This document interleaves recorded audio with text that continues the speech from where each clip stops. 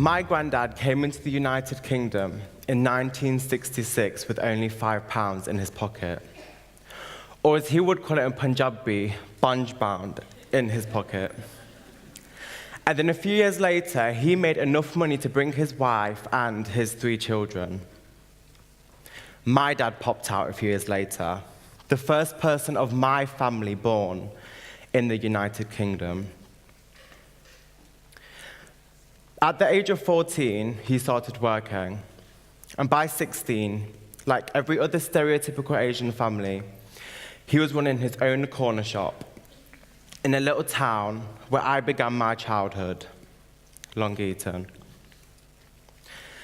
I started working at the age of 5, and every Friday night I used to dread having to work the whole of Saturday in the garage. I used to wake up at 5:30 and finish at 2. For a 5-year-old, that is a lot of time, but my job was nothing too serious. I used to wash cars with my older brother for £1. That was the favorite part of my job, but if my uncle couldn't find me anything to do, he would say, "Dhillan, go and pick up the stones and the cigarette ends that the staff have left outside." Believe it or not, my whole family lived under this roof. All 21 members of my family. Yeah, we do like to keep it quite tight, as you can see. So in the traditional sort of Asian ways, you're supposed to go and work for your family. And I hated working in the garage. I just thought it just wasn't me. It wasn't something I really enjoyed. And this isn't something that I want to be doing for the rest of my life. But at the age of 16, my dad gave me the responsibility by working for him in his car showroom. And he sells sports cars, something, again, that I do not know anything about. So when a customer came in, they'll be like, "Oh, excuse me, sir, what's the mileage on this car?" I'll be like, "Oh, you're going to need to point it out for me because I have no idea what car logos are or anything like that." So one day, he called me into his office and he said, he called me into his office, so I knew it was definitely something serious. Because usually he would just WhatsApp me or just text me. And he said, "Dhillan, you can't go to college." And I put this brave face on. And I said, "Okay, Dad, fair enough, that's fine." So as soon as I left the door, I remember just walking into an empty room. I called my mum straight away, and I said, "Mum, this isn't the life that I want to live. I can do so much more." After pestering my family so much, they finally gave me the chance to go and study what my hobby was at the time, photography. And this college, by the way, just let anybody in. I think if you could breathe, that's come into my college. So in college, I experienced new things, such as fashion, such as music, other things I won't mention because my family are here. But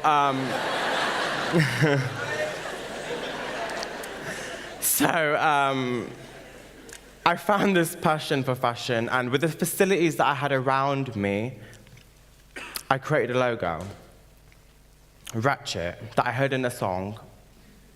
And the lyric was, "Ratchet bitches make the world spin round." And I thought, oh, I quite like that quote. I might print it on a t-shirt.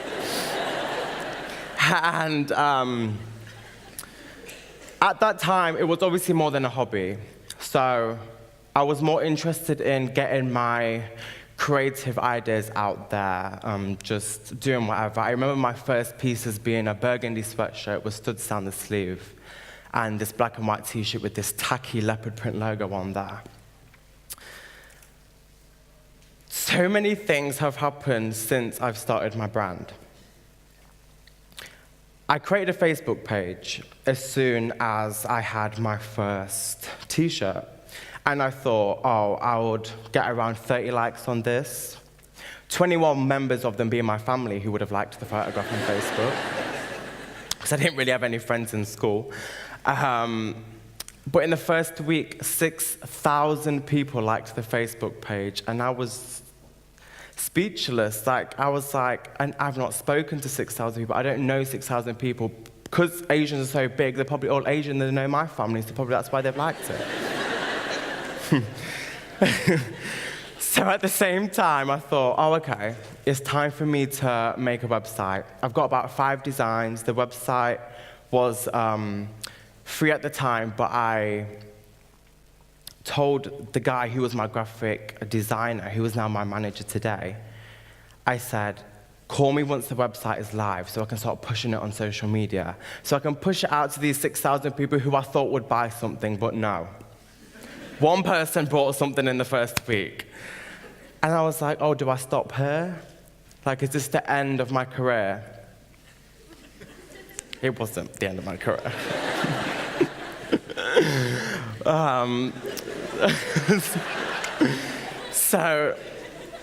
So many things have obviously happened since then. In my first year, I made £1 million, which still I'm just like, how does this Asian boy who failed GCSEs and created his own path and didn't follow what everybody else was doing, how is that even possible? And still to this day, I need to pinch myself and just be thankful for my parents who brought me up and raised me to be the person I am today. But there's 2 things that really struck me. In the 4 years that I've been living my brand, I would expect all of this to happen to me in a lifetime, not 4 years. So I remember this really fancy-looking woman knocking on my shop door, and she came with this box envelope thing, and I thought it was an Indian invitation because we like to go all out on weddings.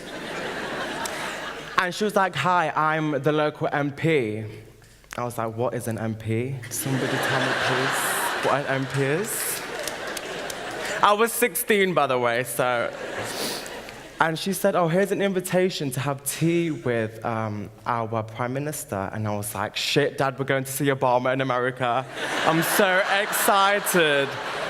And then he was just like, you are aware that he doesn't live in America. Our Prime Minister is David Cameron.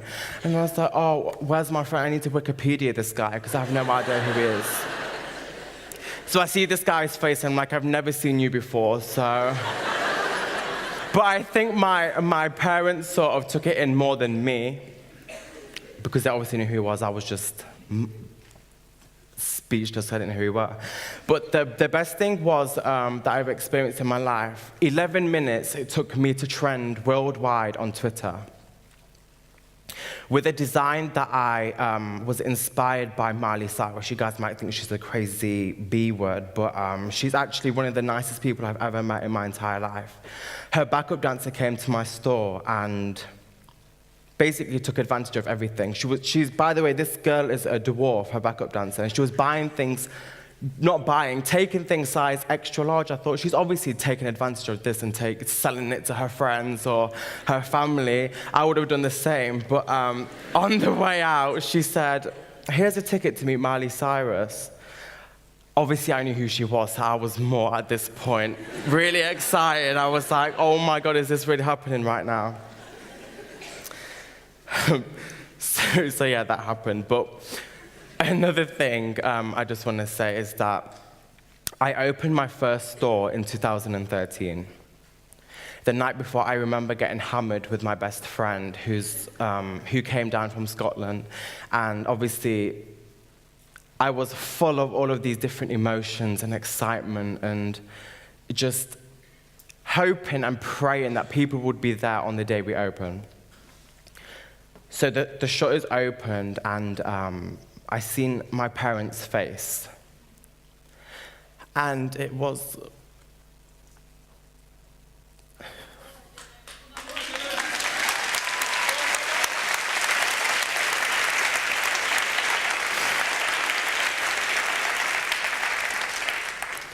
the feeling of appreciation, and I don't know, just everything was so worthwhile, you know. I know sometimes my family have thought, why are you going a different way? That's not right. You need to be doing what the family is doing, and don't break that tradition. And it was hard. Like, I stuck to my guts. I stuck to everything, and I said, look, I'm really sorry. I need to do this. And the shutters opened. 400 people were waiting outside. that was when like the nervous poo feeling went, and I was like, people actually came, and I was really happy. But on a serious note, or the curries my mum made, probably.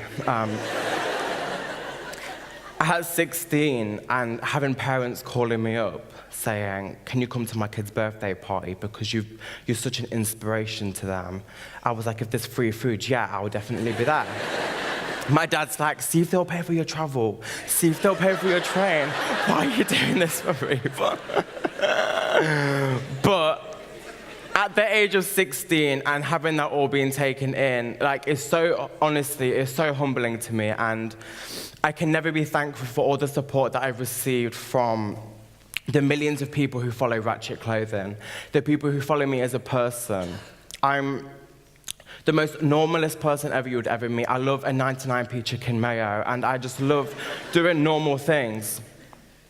But the community that we have built with this brand, it basically allows kids who feel like they can't be themselves, or they've got to follow the same thing that everybody else is doing, and they're afraid to do something different because the amount of judgments that you get in this world and day and age. I want to be that person. I want to be the support system that I didn't have growing up. Sometimes when you're focusing on doing something positive for other people, you don't realize it, but you are doing something positive for yourself. Thank you.